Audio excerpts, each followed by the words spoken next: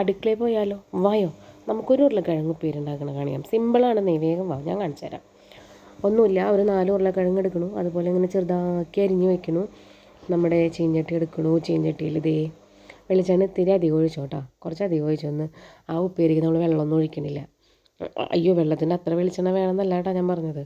എന്നാലും നമ്മൾ സാധാരണ ഉപയോഗിക്കുന്നതിനേക്കാളും ഒരു പൊടിക്ക് ഇത്തിരി കൂടുതൽ എടുത്തു മതി, അത്രയേ ഉള്ളൂ, വേറെ ഒന്നുമില്ല. അതെ, കണ്ടാൽ നമ്മുടെ ഉരുളക്കിഴങ്ങ് ഇതുമാതിരി അരിഞ്ഞ് വെക്കണം, നല്ല അത്യാവശ്യം ചെറുതാക്കിയിട്ട് കേട്ടോ.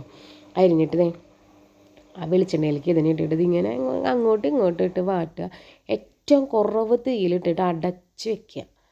അടച്ച് വെച്ച് ഇങ്ങനെ ആവി വന്നിട്ട് വേവൂല അതിൻ്റെ, അങ്ങനെ വേവട്ടെ. എന്നിട്ട് നന്നായിട്ടൊന്ന് ഇത്തിരി കളറൊക്കെ ഒന്ന് ചേഞ്ച് ആയെന്ന് തോന്നുമ്പോൾ ഒരു ഒറ്റ ടീസ്പൂണ് ഇതെന്താ മല്ലിപ്പൊടിയും പിന്നെ 2 ടീസ്പൂണ് കണ്ടോ, 2.5 ടീസ്പൂണോളം മുളക് പൊടി ഇടുന്നുണ്ട് ഞാൻ. ഇത് നല്ല രസമുള്ളൊരു ഉപ്പേരിയാണ് കേട്ടോ. ഇവിടെ പിള്ളേരിന് 2 പേർക്കും ഭയങ്കര ഇഷ്ടമാണ് ഈ സാധനം കഴിക്കാൻ. ഇത് എന്നിട്ട് മുളക് പൊടി ഇട്ടു, അങ്ങോട്ടും ഇങ്ങോട്ടും ഒന്ന് വാട്ടണു. പിന്നെ മുളക് പൊടി ലേശം കുറവ് പോലെ എനിക്ക് തോന്നിയത് കൊണ്ട് ഞാൻ കുറച്ചും കൂടി പൊടി ഇടുന്നുണ്ട് കേട്ടോ. ഒരു 3/4 ടീസ്പൂണോളം കണ്ടോ ഇട്ടിട്ടുണ്ട്. പിന്നെ മഞ്ഞൾപ്പൊടി മഞ്ഞൾപ്പൊടി ഒരു 3/4 ടീസ്പൂണോളം മഞ്ഞൾപ്പൊടി ഇടുന്നുണ്ട്.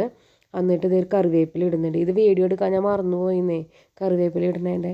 ഒറ്റയ്ക്കല്ലേ, അത് കാരണം എന്നെ കളിയാക്കുക എല്ലാവരും, സബ്സ്ക്രൈബിനേക്കാൾ കൂടുതൽ വീഡിയോ ആയല്ലോ എന്ന് പറഞ്ഞിട്ട്. എന്നിട്ട് കളിയാക്കി ചിരിക്കാന്നേ. എന്നാലും സാരമില്ല, ഞാൻ എന്നാലും വീഡിയോ ഇടും. അയ്യോ, പറഞ്ഞു മറന്നു, 1.5 ടീസ്പൂണോളം ഉപ്പ് ഇട്ടുവിട്ടാൽ ഞാൻ അതിനകത്ത്. എന്നിട്ട് നല്ലോണം വാട്ടി ഭയങ്കര ചെറിയ തീയിൽ. എന്നിട്ട് നമ്മളിങ്ങനെ അടച്ച് വെച്ച് വേവിച്ചാൽ മതി. നല്ല അടിപൊളിയായിട്ട് നല്ല ഫ്രൈ ആക്കിയിട്ട് എടുക്കാൻ പറ്റും. വീഡിയോ ഇഷ്ടമായി ഒന്ന് ലൈക്ക് ചെയ്ത് സബ്സ്ക്രൈബ് ചെയ്യണേ, എല്ലാവരും ഒന്ന് കൂടെ കൂട്ടണേ.